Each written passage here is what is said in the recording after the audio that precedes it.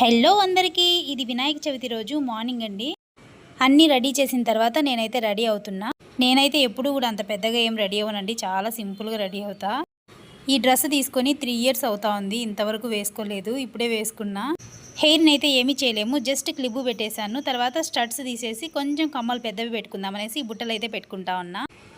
ఇవన్నీ పెట్టుకొని రెడీ అయినా కూడా ఒక 10 నిమిషాలు కూడా ఉండనండి, జస్ట్ పూజ చేసిన తర్వాత తీసేస్తాను. అందుకే అంత టైం అయితే వేస్ట్ చేయను రెడీ అవ్వడం కోసం. తర్వాత ఈ చున్నీ వచ్చిందండి ఆ డ్రెస్కి, అది వద్దనేసి ఇది తీసుకున్నాను నేను, బాగుంటుందని బ్రైట్గా. తర్వాత కొంచెం మాయిశ్చరైజర్ పూసుకొని తర్వాత పౌడర్ వేసేసుకున్నా. జస్ట్ బొట్టు, చిన్న బొట్టు అయితే పెట్టుకున్నానండి. ఇంతే, మన సింపుల్ మేకప్ అయిపోయింది. తర్వాత కొంచెం ఐబ్రో పెన్సిల్, జస్ట్ కొంచెం లిప్స్టిక్ వేసుకున్నామంటే రెడీ అయిపోయినట్లే.